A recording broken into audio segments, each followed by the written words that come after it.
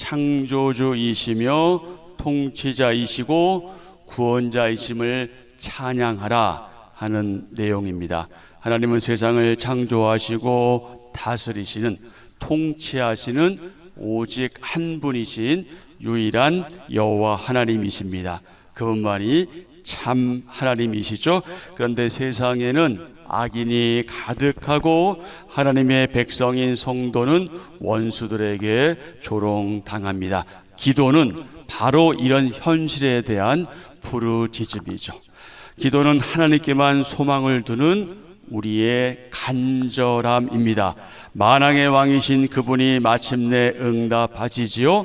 원수들을 심판하시고 백성을 구원하시는 하나님은 우리가 성도들이 영원히 찬양할 오직 한 분, 유일한 대상이십니다. 오늘 92편은 오늘까지도 유대교에서 안식일에 부르는 찬송입니다. 시편 기자는 여호와께서 행하신 일이 얼마나 대단한지, 얼마나 위대한지 1절부터 5절에 보면 자신이 아침마다 밤마다 감사하고 뭐 할 수밖에 없다? 찬양할 수밖에 없다, 이렇게 고백하지요. 6절부터 11절에서는 원수들은 패망에 흩어질 것이지만 하나님의 백성은 뿔처럼 높아질 것이다. 12절부터 15절에서는 하나님께서 함께 하시는 의인은 그분의 집에 심겨져 번성할 것이다, 이렇게 강조하고 있습니다. 시편 92편 1절부터 15절의 주제가 무엇입니까? 풀과 같은 악인, 나무와 같은 의인. 풀은 잠깐이고 나무는 계속 된다는 거죠. 풀과 같은 악인, 나무와 같은 의인. 자, 오늘의 말씀 요약입니다. 하나님께 감사와 찬양을 드리며 아침마다 주님의 인자하심을, 밤마다 주님의 성실하심을 알리는 것이 좋습니다. 주님이 행하신 일은 위대하고 주님의 생각은 매우 깊으십니다. 이를 모르는 악인들은 흥왕해도 영원히 멸망하지만 의인들은 하나님의 집들에 심긴 나무처럼 결실하며 청청할 것입니다. 아멘. 오늘 말씀은 안식일의 찬송시입니다. 1절부터 3절의 소주제는 감사와 찬양입니다. 감사와 찬양. 오늘 본문 말씀 92편은 안식일의 찬송시라는 표제가 붙어 있지요. 유대 문헌 가운데 하나인 미시나가 있는데, 이 미시나는 구약 성경 이후에 나온 가장 오래되고 권위 있는 유대 구전법 모음집입니다. 이제 구전이라고 하는 것은 입에서 입으로 전해 내려온 이제 그런 것을 구전이라고 하지요. 이 미시나에는 레위인들이 성전에서 안식일 아침 제사 때 이 시편 92편을 사용했다고 기록합니다. 시편 기자는 예배에 대한 두 가지 핵심 단어를 언급하지요. 하나는 무엇입니까? 존이다. 존이다. 또 하나는 선포되리로다. 아멘. 좋다와 선포죠. 여러분, 좋다 할 때 기억나시는 단어 있죠? 무엇입니까? 히브리어로 토부. 무슨 뜻이죠? 선하다, 좋다, 이런 의미죠. 존이다. 그 다음에 선포되리로다. 그래서 예배는 무엇이다? 참 좋은 일이다. 예배는 때우는 게 아니고요. 예배는 그냥 지겨운데 언제 끝나나 하고 그렇게 시계 바라보고 있는 게 아니야. 그런 시간이 아닙니다. 왜냐하면 그 시간은 좋은 시간이기 때문에. 시편 기자는 고백하죠. 무엇을 고백합니까? 하나님께 감사하며 찬송하는 것이 얼마나 기쁘고 행복한 일인지 고백합니다. 그래서 아침마다 주님의 인자하심을, 밤마다 주님의 성실하심을 선포합니다. 자, 1절부터 3절입니다. 지존자여, 시편금과 비파와 수금으로 여호와께 감사하며 주의 이름을 찬양하고 아침마다 주의 인자하심을 알리며 밤마다 주의 성실하심을 베품이 좋으나이다. 아멘. 우리 다 그렇잖아요. 정서적으로 또 감정적으로 또 느낌으로 이 하나님께 창조하신 이 자연 만물, 이걸 바라볼 때마다 얼마나 감탄하고 탄성을 지릅니까? 요즘에 봄이 되어서 우리 곳곳에 막 벚꽃도 피고 개나리도 피고 진달, 이런 거 보면서 우리 남자들은 좀 표현이 덜하지만 우리 자매분들은 얼마나 이쁘다, 사실 가만 보면 그렇게 이쁜 것 같지도 않은데 뭐 이쁘네 막 이러시잖아요. 왜 그런 거예요? 본성적으로 하나님 주신 그 마음이 있는 거예요. 하나님의 창조물에 대한 그 감동, 감격이 있는 거거든요. 그래서 막 탄성을 지르잖아요. 너무 이쁘다 막 호들갑을 떤다고 하지만 그건 호들갑이라기보다는 정말 그 하나님 창조물에 대한 기쁨을 표현하는 거잖아요. 이건 남성들도 좀 배워야 되는데 남자들은 참 그런 표현이 좀 덜해요. 근데 그렇게 만드신 것 같아서 어떻게 하면 좋아요? 하나님을 원망할 수도 없고 바로 그런 것이죠. 멋진 자연을 보거나 정말 그 예술 작품을 보면 감탄하고 탄성을 지르는 것처럼 예배도 그렇습니다. 하나님께 하는 또는 드리는 예배도 그러합니다. 예배는 다 같이요. 예배는 하나님이 행하신 일들을 감탄하며 찬양하는 것입니다. 아멘. 그래서 우리가 아멘이라는 것을 내 마음에 들지 않는다, 별로 들어오지 않는다, 이런저런 나름대로의 핑계와 합리화되면서 그냥 지나가는데, 우리는 예배 시간에 우리 마음 가운데 감동이 오거나 하나님 마음을 주시면 그냥 그렇게 큰 소리든 적은 소리든 아멘 하셔야 되는 이유가 바로 거기에 있어요. 왜냐면 맞잖아요, 옳잖아요, 좋잖아요. 그러면 어떻게 해야 되는 거예요? 아멘 해야 되는 거죠.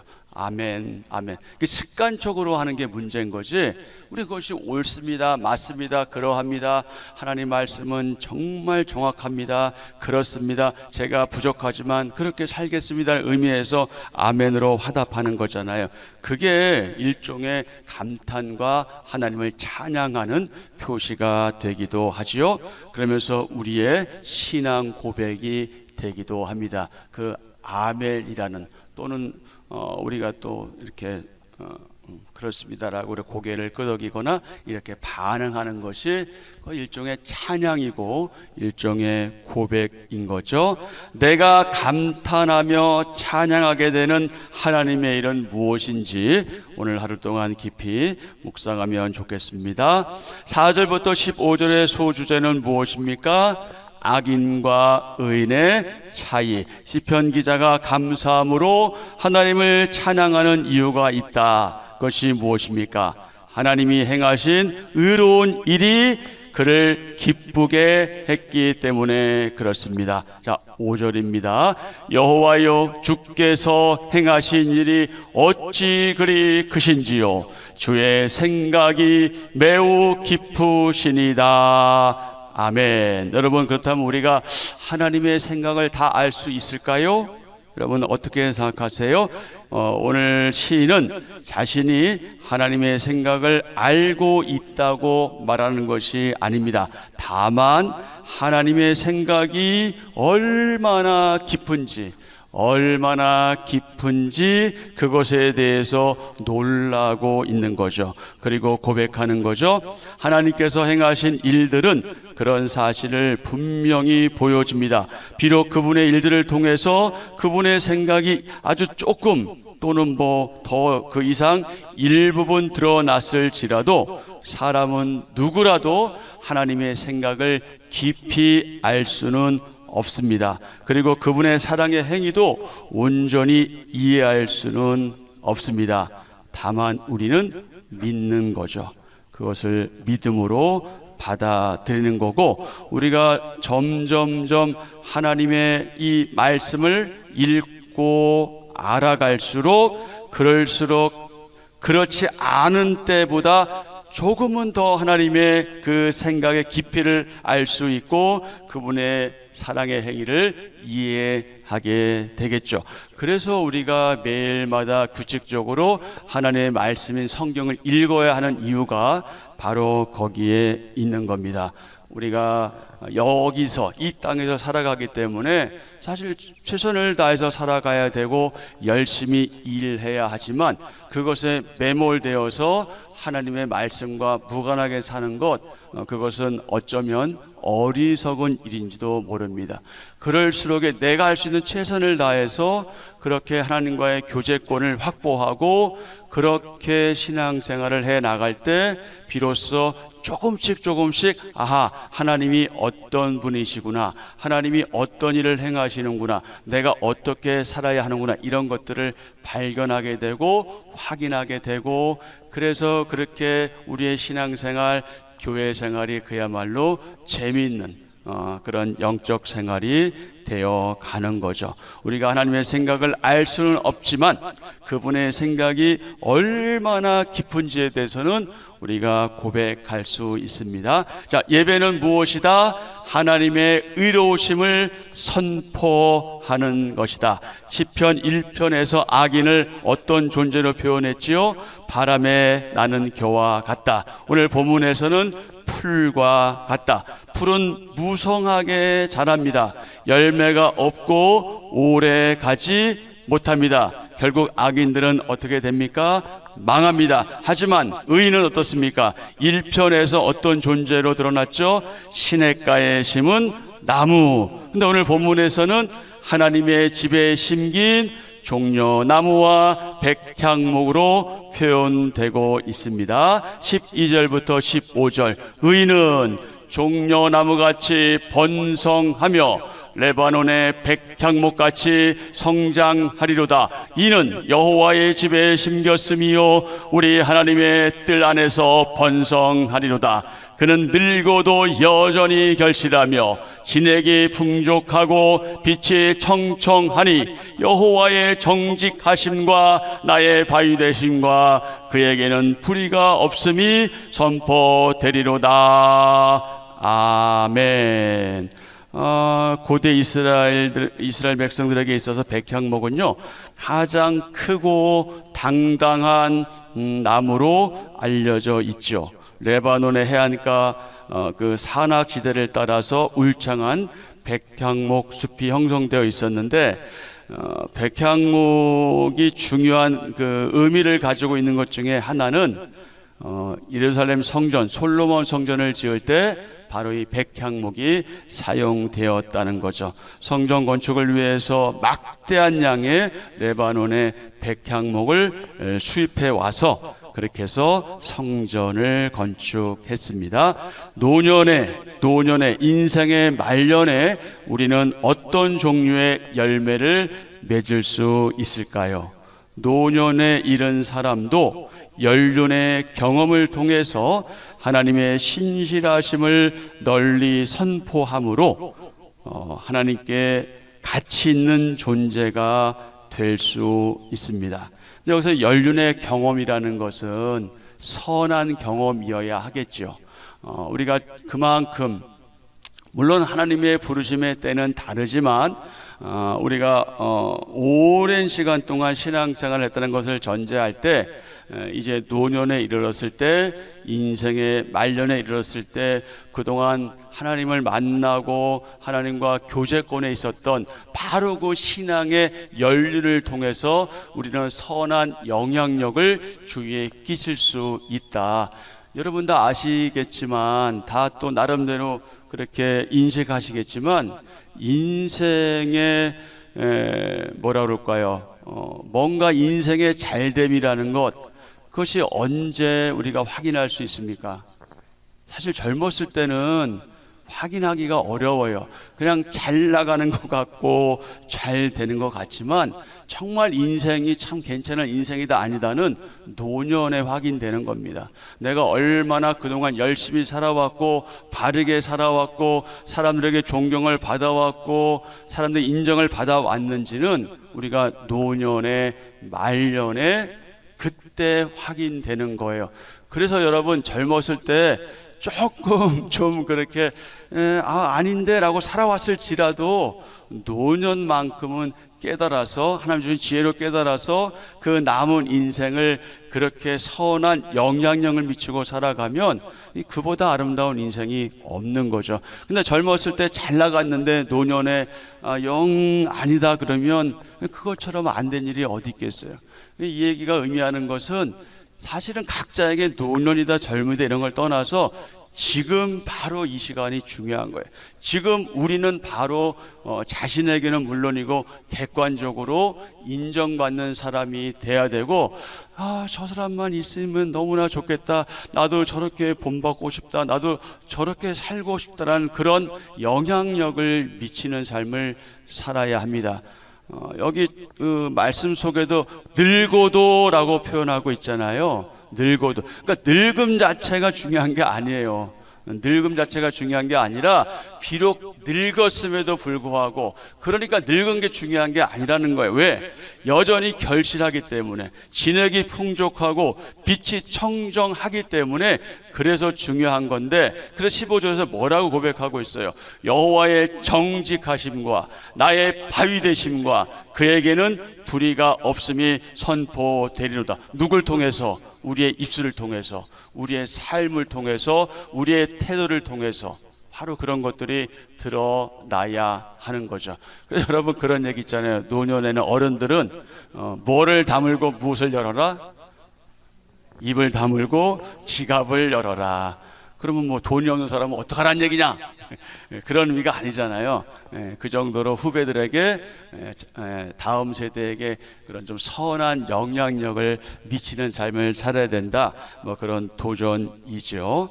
네, 그렇습니다. 그렇게 우리가 노년을 보내야 하죠. 그러면 우리가 하나님께 정말 쓸모 있는 그런 사람으로 인생을 잘 마무리하게 되겠죠. 그러니까 노년에 특별히 해야 할 게 뭐냐면, 하나님께서 그동안 어떻게 나를 인도해 오셨는지, 그 하나님이 어떤 하나님이신지 그것을 전해주는 일을 하셔야 하는 거예요. 나의 자녀에게, 나의 다음 세대에게, 그리고 우리 교회에서 신앙의 후배들에게. 단 우리가 주의할 건 뭐냐? 그것이 잔소리처럼 들리지 않게. 우리 집에서도 그렇잖아요. 우리 다 경험하면 살잖아. 엄마 잔소리 그만해. 근데 사실은 좋은 소리인데 왜 잔소리를 느끼냐면, 이런 것도 있어요. 이 아이들이 요즘은 자기 표현을 하지만 옛날에 저희만 해도 부모님이 이중적인 생활을 할 때 그런 표현 잘 못하고 살았거든요. 근데 마음속엔 있잖아요. 엄마나 잘해, 아빠나 잘해, 이게 있거든. 그러니까 그런 평가를 받지 않는 인생이 중요해요. 그것은 젊었을 때나 늙었을 때 이런 거 관계없이 지금 상태에서 적어도 우리가 이중적인 사람은 되지 말아야 한다.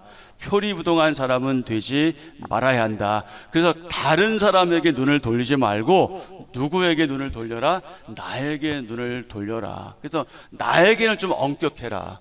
나에게는 엄격하되 다른 사람은 좀 편하게 대해라. 근데 우리는 바뀌어 있을 때가 많아요. 자꾸 다른 사람에게는 엄격하고 나에게는 한없이 자비로운 사람이 되어서는 안 되고, 나에게는 좀 엄격하고 다른 사람은 좀 유연하게 대하는 자세가 우리 가운데 필요합니다.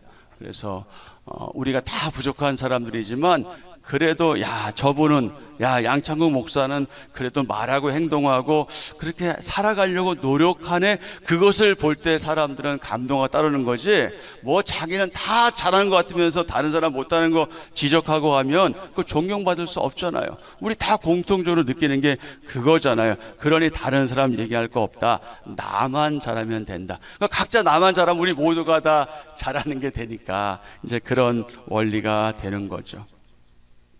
의인은 나무처럼 오랫동안 번성하며 어떻게 된다? 풍성한 열매를 맺는다. 악인과 의인의 운명이 갈리는 이유가 있는데 그 이유는 하나님께서 의로우시기 때문입니다. 악인은 무엇이요? 풀이요. 의인은 나무임을 뭐하며? 기억하며 우리는 의인의 삶을 추구해야 합니다. 의로우신 하나님 앞에서 나는 어떤 사람으로 인정받고 싶나요? 이거 매우 중요한 질문이죠.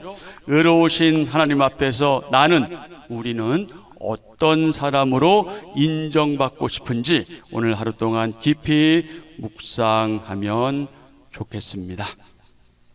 하나님을 찬양하라는 것이 오늘 말씀의 큰 주제 가운데 하나입니다. 하나님을 찬양할 이유는 너무나 많이 있는데 다른 거 다 떠나서 하나님이시기 때문에 그렇습니다. 하나님이 인생을 위해서 행하신 일들은 너무나 심오하고 오묘하지요.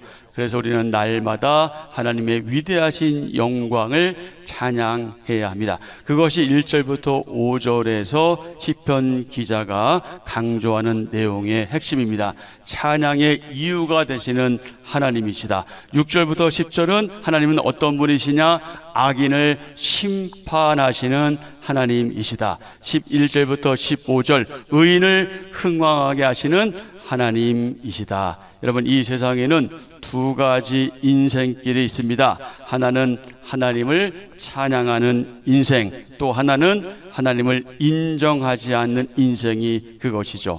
하나님을 알지 못하는 사람은 인간적인 욕구, 욕망만을 따라 살지만 그 인생의 마지막은 그야말로 비참합니다. 하지만 하나님을 찬양하는 사람, 하나님을 예배하는 성도는 영원히 즐겁고 행복합니다. 즐겁고 복된 삶을 살아가죠. 하나님을 찬양하며 그분 안에 인생의 뿌리를 내리는 저와 여러분은 그 자체로 행복한 것이고 복받은 증거입니다. 한 절 묵상 옆에 보면 그 앤드루 머리가 이런 얘기를 했어요. 다 같이요. 숨쉬기 위해 매 순간 신선한 공기가 필요하듯 하나님과의 끊임없는 교제가 영혼을 숨쉬게 한다. 숨쉬기 위해 매 순간 신선한 공기가 필요하듯 하나님과의 끊임없는 교제가 영혼을 숨쉬게 한다. 오늘 시편 92편 말씀에서 나는 없어요, 여러분. 나를 강조하는 게 아니에요. 하나님이 강조돼야 되고 나는 하나님을 찬양하고 예배하는 자로 서야 되는 것을 강조하고 있습니다. 한 절 묵상입니다. 하나님께 죄인은 징계의 대상이지만 의인은 기쁨의 대상입니다. 의인은 하나님의 법도를 지켜 행하고 예배와 기도를 통해 하나님과 친밀하게 교제하길 즐거워합니다. 또한 자신이 하나님 나라의 일꾼으로 쓰임받는 것을 은혜로 여기며 감사 찬양을 드립니다. 이런 까닭에 하나님의 눈은 의인을 향합니다. 하나님의 귀는 의인의 간구를 듣습니다. 하나님의 손은 의인을 보호합니다. 의인의 삶은 열매와 진액과 빛을 갖춘 나무처럼 생명력이 넘칩니다. 아멘.